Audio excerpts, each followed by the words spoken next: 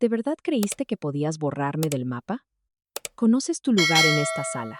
No compliques las cosas. Él no sabía que mi lugar era precisamente donde nadie miraba, y que desde ahí yo controlaba todo.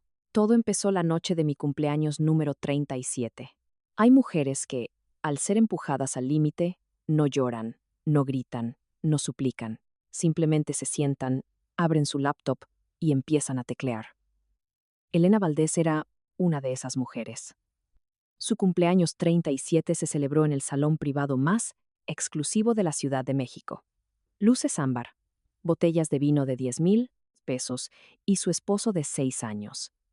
De pie en el centro de la sala, ofreciendo brindis a sus invitados sin mencionar su nombre ni una sola vez. Cuando Elena se levantó para irse, él se inclinó hacia su oído, su voz tan baja y afilada como una navaja. Conoces tu lugar en esta sala. No compliques las cosas. Ella no respondió.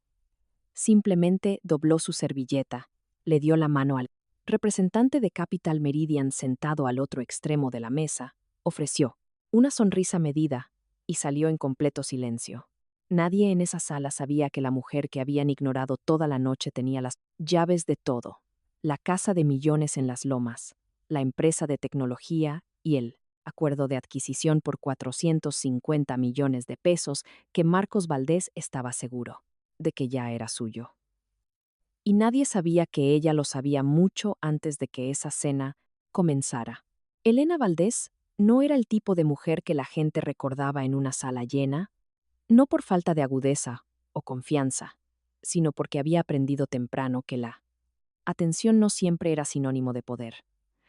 A veces, el verdadero poder vivía precisamente en el espacio donde nadie miraba.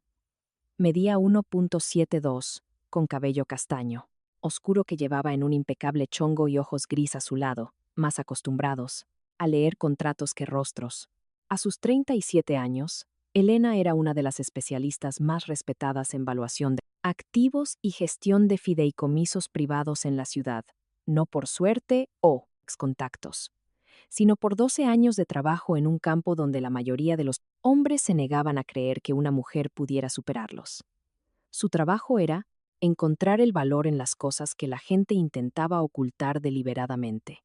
Flujos de efectivo dispersos en docenas de cuentas intermediarias, activos, disfrazados bajo nombres de empresas fantasma, contratos redactados en un lenguaje intencionalmente vago para proteger a una parte y atrapar silenciosamente a la otra. Elena leía esas cosas como otros leen el periódico por la mañana, con rapidez, precisión y sin saltarse una línea. 6 años atrás, conoció a Marcos Valdés en un congreso inmobiliario, Monterrey. Él tenía 35 años, era alto, elocuente, y poseía ese magnetismo particular de un hombre que sabe cómo hacer que los demás se sientan elegidos. Marcos era el fundador de PropTech, una startup que aplicaba inteligencia artificial a la evaluación de bienes raíces comerciales, construida sobre una ambición enorme y una base financiera tan delgada como el papel. Sabía hablar de visión. Sabía pararse frente a una sala y hacer que la gente creyera que su éxito era inevitable. Pero lo que pasaba tras bambalinas, los números reales, los flujos de efectivo, las fallas estructurales de su modelo de negocio, no era tan bueno en eso como creía. Elena lo vio la primera vez que le mostró su presentación para inversionistas durante su tercera cena juntos. Ella no dijo nada, simplemente sonrió y pasó a la siguiente página, y quizás fue ese silencio lo que la enamoró de él, no porque estuviera engañada, sino porque, genuinamente, creía que podía ayudarlo a ser una mejor versión de sí mismo. Lo que no anticipó fue que, en esos 6 años, Marcos no mejoró. Simplemente se acostumbró más a que lo salvaran. En el primer año de su matrimonio, PropTech casi colapsa. El algoritmo central tuvo errores críticos. Los inversionistas ángeles se retiraron y las cuentas de la empresa estaban en números rojos. Elena no entró en pánico. Se sentó, abrió los archivos y en 3 semanas reestructuró toda la deuda de la empresa renegoció con los acreedores e inyectó capital de su fideicomiso personal para evitar la quiebra. A cambio, bajo un acuerdo legal que ella misma redactó y que Marcos firmó sin leer con atención, demasiado aliviado por el rescate, los derechos de autor del algoritmo de evaluación se transfirieron al fideicomiso privado de Elena. PropTech solo conservó una licencia comercial revocable. No era una trampa. Era lenguaje de protección estándar que cualquier persona financieramente competente habría exigido. Marcos simplemente nunca se molestó en entender lo que había firmado. 3 años después, PropTech casi colapsa por segunda vez. Esta vez, el cuñado de Marcos, Diego Cho, a quien nombró director de operaciones por estar casado con su hermana, Cassandra, y no por su competencia, había manejado tan mal el flujo de efectivo que estaban a punto de rescindirles el contrato de arrendamiento de su oficina en Polanco. Elena, una vez más, intervino. Puso su nombre en la fianza de crédito comercial, extendió la pista financiera de la empresa por 18 meses y no le dijo nada a nadie fuera de su propio abogado. No quería gratitud. Solo quería que la empresa sobreviviera lo suficiente como para generar valor real.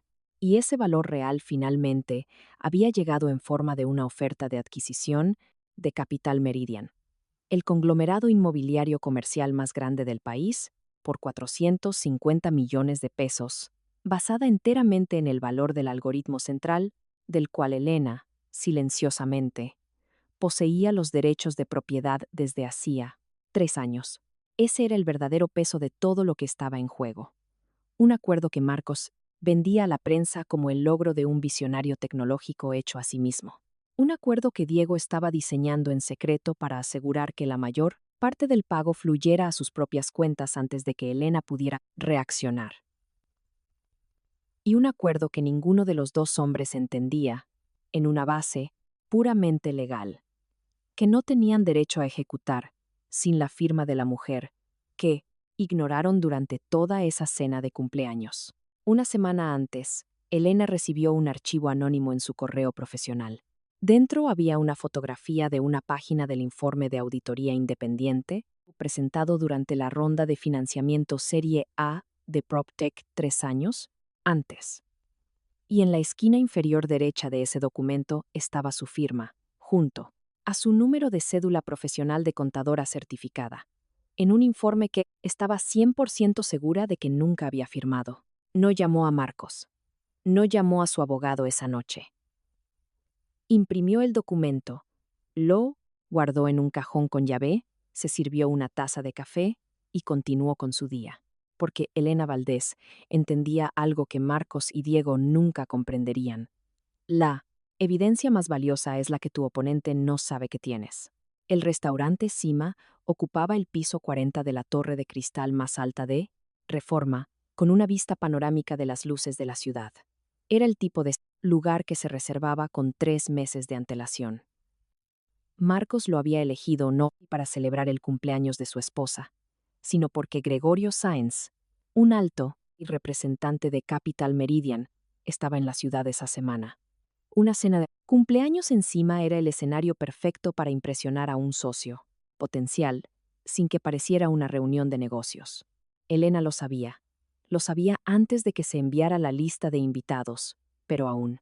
Así usó el vestido azul marino que a Marcos le gustaba. Se soltó el pelo como él.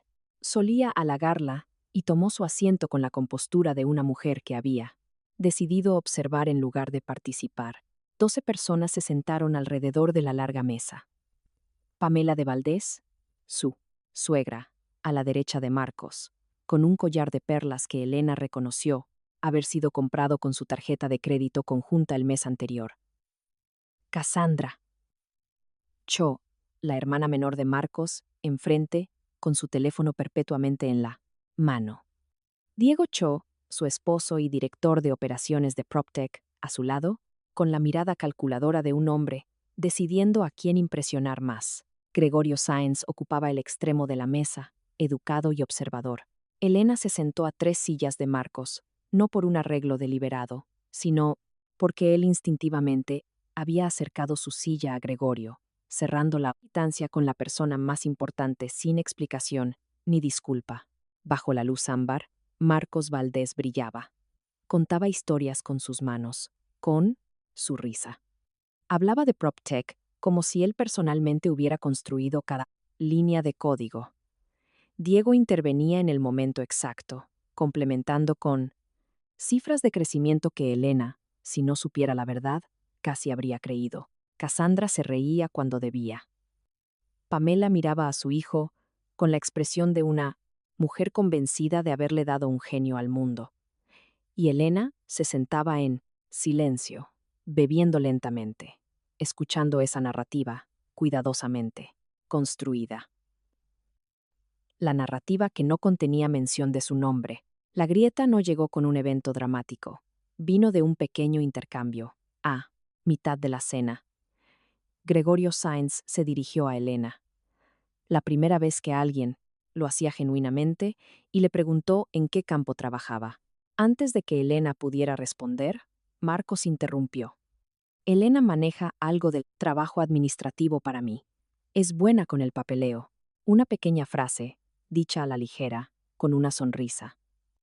Pero comprimía 12 años de la experiencia de Elena en buena con el papeleo. Gregorio Sáenz miró a Marcos por un segundo. Luego se volvió hacia Elena con lo que parecía una curiosidad genuina. Elena sonrió, dejó su copa y se presentó con su título y campo de trabajo precisos, con calma y sin adornos. Gregorio Sáenz asintió lentamente, su expresión cambiando como solo lo hacen quienes están acostumbrados a tratar con dinero real. La mirada de un hombre que acaba de darse cuenta de que está hablando con alguien más importante de lo que le habían hecho creer. Marcos notó ese cambio y le desagradó. Durante el resto de la cena, desvió la conversación. Lejos de Elena cada vez que parecía que Gregorio Sáenz iba a dirigirse a ella de nuevo. Al llegar el postre, cuando Gregorio se levantó para despedirse, le extendió la mano a Elena primero. La miró directamente a los ojos y dijo, «Fue un verdadero placer, señora Valdés. Espero que tengamos la oportunidad de hablar más». Marcos observó el intercambio con una sonrisa fija y ojos que no sonreían en absoluto. Cuando los últimos invitados se fueron y solo quedó la familia, Marcos acercó su silla a Elena. Su voz, calibrada para que solo ella la oyera, fue dura. «¿Qué fue eso? ¿Por qué intentabas impresionar a Sáenz? ¿Estás tratando de sabotear este trato?» Elena lo miró a los ojos, no con ira, ni con dolor, solo con la claridad total, de quien acaba de oír confirmado en voz alta algo que sospechaba desde hace mucho. «Conoces tu lugar en esta sala», continuó él. «No compliques las cosas».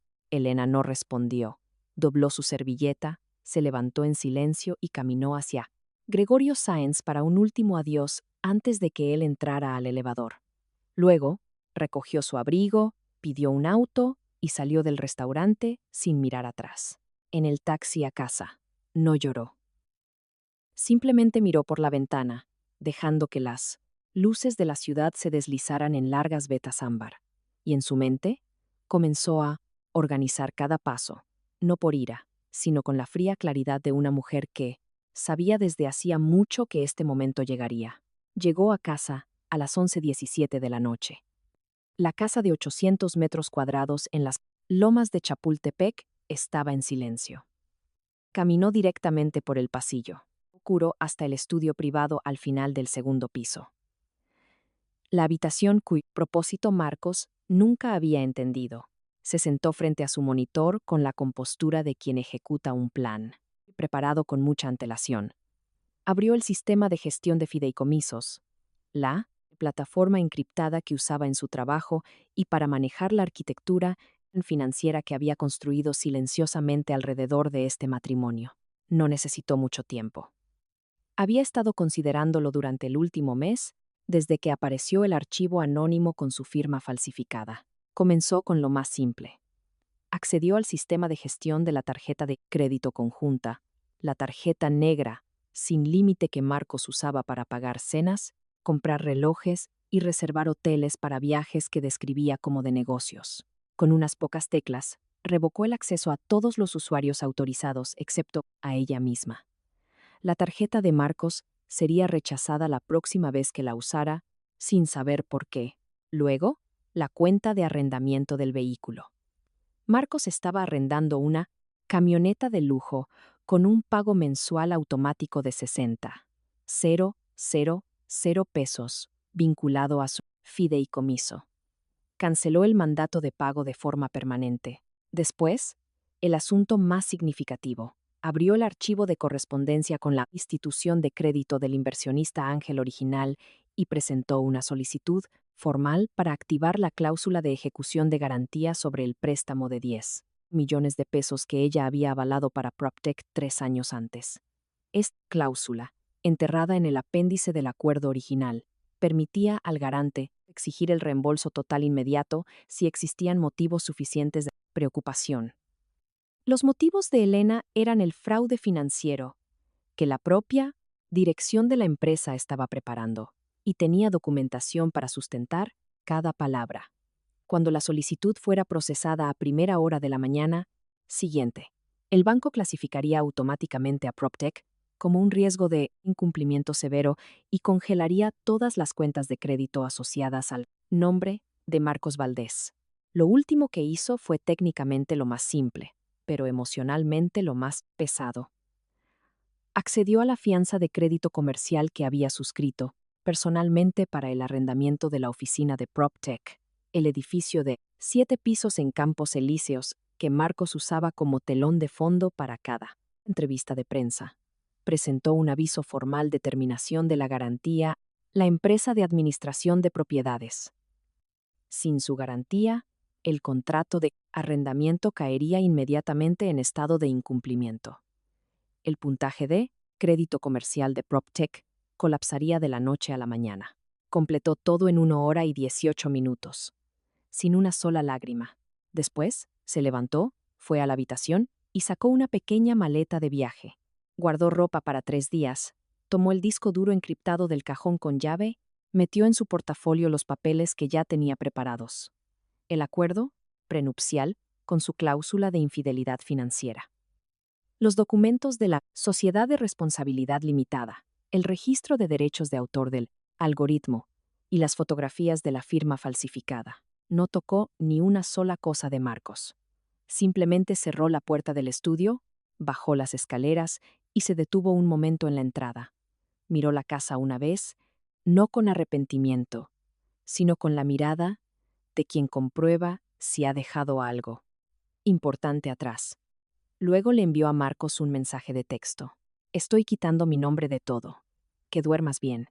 Lo envió, salió y cerró la puerta con llave. Afuera, la ciudad seguía iluminada, como si nada hubiera pasado. Solo Elena sabía que una trampa acababa de cerrarse, por completo, y que todo lo que necesitaba hacer ahora era esperar. A la mañana siguiente, Elena estaba sentada en su suite del St. Regis, con una bata de hotel blanca, bebiendo un espresso y viendo cómo la pantalla de su laptop se iluminaba con notificaciones de transacciones denegadas. 712 a.m. Tarjeta de crédito de Marcos rechazada en un café en la Condesa, 800 pesos. 729 a.m. Su tarjeta de respaldo rechazada en un cajero, automático. 7:45 a.m. La tarjeta de gastos corporativos de PropTech, rechazada. Su teléfono empezó a sonar a las 7:45 a.m. Marcos llamó 19 veces en 40 minutos. No contestó ni una vez. A las 8:22, llamó Diego Cho. Esta vez, Elena respondió. Diego fue directo a las amenazas legales que había memorizado. Interferencia, ilícita, incumplimiento del deber fiduciario. Amenazó con demandarla, con destruir su reputación profesional. Elena lo dejó hablar hasta que se quedó sin aliento. Luego, con calma, le explicó que el banco había activado un congelamiento automático, debido al riesgo de impago tras su invocación de la COS. Cláusula de ejecución de garantía en su calidad de avalista legal. Un derecho que tenía pleno fundamento para ejercer. Diego guardó un silencio inusualmente largo. Luego colgó. Ella guardó la grabación y dejó el teléfono. A media mañana, llamó a Ramiro Blake, el inversionista ángel original de PropTech. Un hombre de 61 años que había puesto los primeros 10 millones de pesos 3 años atrás, no porque la visión de Marcos lo hubiera convencido, sino porque confiaba en la evaluación de Elena. Ramiro escuchó mientras Elena le exponía toda la maniobra de Diego con la empresa fantasma en Delaware para transferir la propiedad del algoritmo y dejar a los accionistas existentes fuera del pago de la adquisición. Hubo un largo silencio. Luego Ramiro habló, su voz baja y nivelada. Está planeando dejarnos con una empresa en quiebra mientras se larga con todo el dinero. Elena lo confirmó. En 20 minutos, Ramiro había contactado a otros 3 inversionistas de la coalición original. Cuando volvió a la línea, su voz había pasado de la ira al cálculo frío. Estamos contigo. ¿Qué necesitas de nosotros? Por la tarde, las cosas escalaron. Marcos, Pamela, Diego y Cassandra llegaron a la casa de las Lomas. La casa que todos seguían creyendo que era propiedad de Marcos. Pamela abrió el armario de Elena y comenzó a arrojar ropa por la puerta principal. Cassandra lo grababa. Diego se paró en el centro de la sala, con los brazos cruzados. Marcos la señaló directamente y le exigió que firmara la cesión de sus derechos y restaurara cada cuenta congelada de inmediato, o llamaría a la policía para que la sacaran por allanamiento de morada. Elena se sentó en el sofá blanco, se sirvió una taza de café del termo que había traído y los dejó gritar hasta que se agotaron. Cuando se detuvieron, dejó su café, abrió su maletín y sacó el grueso portafolio legal sellado por el juzgado. Lo puso sobre la mesa, miró directamente a Marcos y habló lo suficientemente alto para que él escuchara cada palabra. Esta casa no está a tu nombre. No ha estado en los últimos 3 años. Deslizó el portafolio hacia él. Dentro estaban los documentos de la SDRL, que nombraban a Elena como la única administradora, junto con una orden de desalojo legal aprobada por el tribunal esa misma mañana. 24 horas para desocupar la propiedad. Diego tomó el portafolio con manos que ya habían comenzado a temblar. Leyó la primera página y se detuvo. Su rostro no se derrumbó de inmediato. Simplemente se quedó muy, muy quieto, como alguien que acaba de entender que todo lo que creía saber sobre esta situación había estado equivocado desde el principio.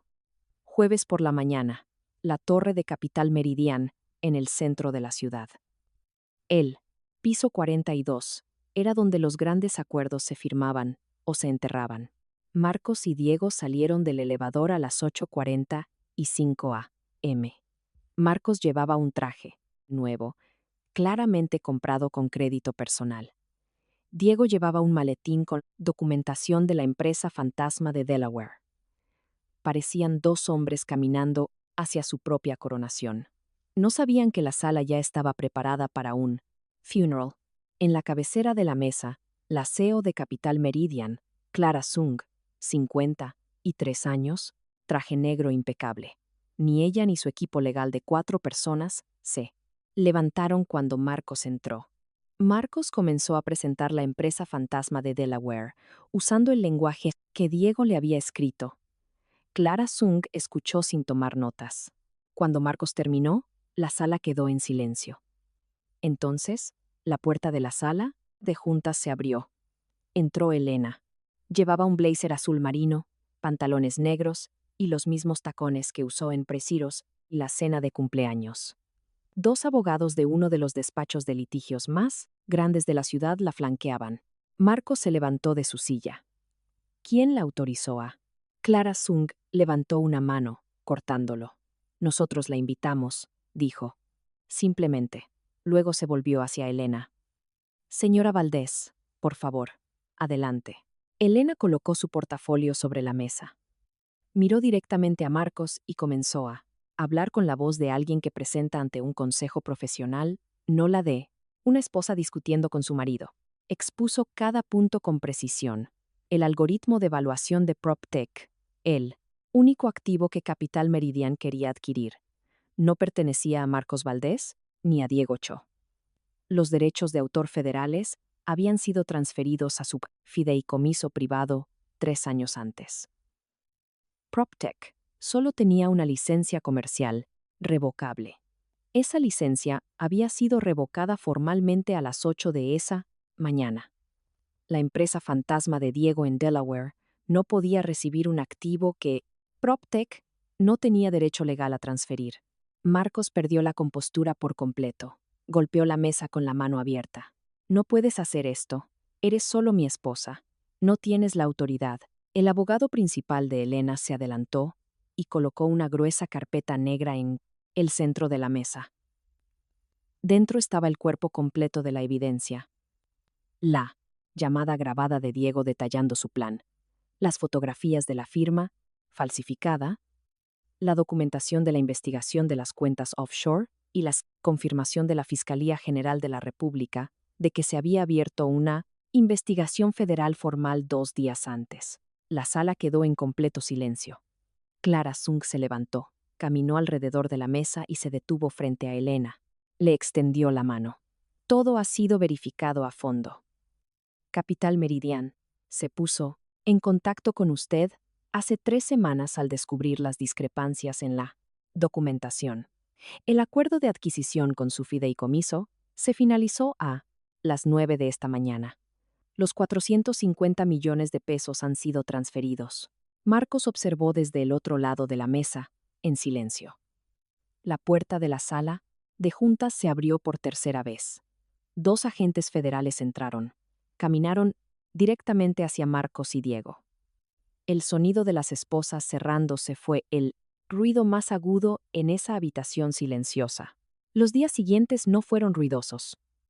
Marcos Valdés fue detenido 48 horas, antes de ser liberado bajo fianza, con la condición de no abandonar el país.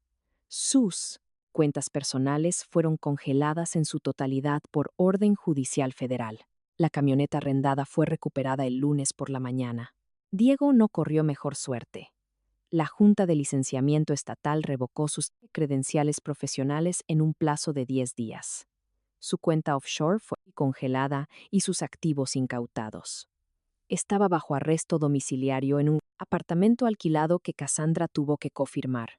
Cassandra, que lo había grabado todo, ahora trabajaba a tiempo completo en una tienda departamental para cubrir el alquiler de ambos. Pamela Valdés descubrió la verdad sobre sus ahorros para el retiro en un estado y de cuenta bancario. Marcos había estado transfiriendo silenciosamente fondos de su cuenta de ahorros, utilizando un poder notarial que ella había firmado sin leer a las cuentas operativas de PropTech. Su saldo restante era de menos de 40,000 pesos.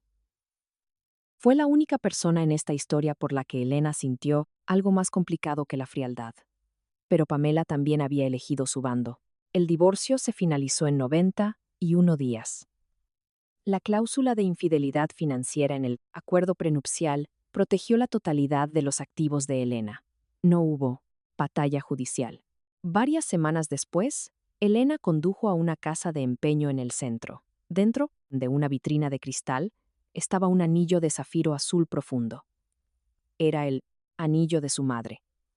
Lo único que le había dejado antes de morir, y lo único que había desaparecido de la casa durante un fin de semana que Cassandra había visitado 2 años antes.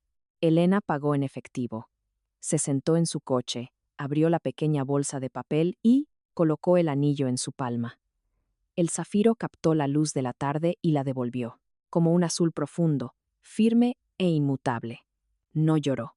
Simplemente se quedó allí, sentada por un momento, sintiendo la quietud de una persona que ha recuperado algo que le pertenecía. 6 meses después, Elena Valdés estaba de pie en el balcón de su nuevo penthouse en Santa Fe. Sostenía una copa de vino tinto, mirando las luces de la ciudad, y no estaba pensando en Marcos, ni en Diego, ni en ninguna de las personas que se sentaron alrededor de esa mesa de cumpleaños. Simplemente ya no ocupaban espacio en su mente. Había aprendido que hay una diferencia significativa entre elegir ayudar a alguien y ser designada silenciosamente como la persona responsable de su purto existencia. El anillo de zafiro de su madre descansaba en el cuarto dedo de su mano izquierda, no en la posición de un anillo de bodas, sino en la posición que ella había elegido. Las luces de la ciudad se reflejaban en la piedra azul como un punto de luz pequeño, firme e inamovible. Terminó su vino, dejó la copa suavemente sobre la barandilla de cristal y se volvió hacia adentro, sin mirar atrás, sin dudar, con el paso de alguien que camina hacia algo en lugar de alejarse de ello. Hay mujeres que, al ser empujadas al límite, no lloran, no gritan, no suplican. Simplemente se sientan, comienzan a trabajar y esperan hasta que la verdad ya no necesite que nadie se levante a defenderla. Elena Valdés era una de esas mujeres. Y ahora, por primera vez en mucho, mucho tiempo, estaba viviendo una vida que era enteramente suya. Ahora te pregunto a ti, en la situación de Elena, ¿habrías actuado con la misma paciencia y estrategia? ¿O habrías confrontado a Marcos esa misma noche en el restaurante? Cuéntamelo en los comentarios. Y si te gustan las historias donde la justicia llega de forma inesperada, no olvides suscribirte al canal. Gracias por escuchar.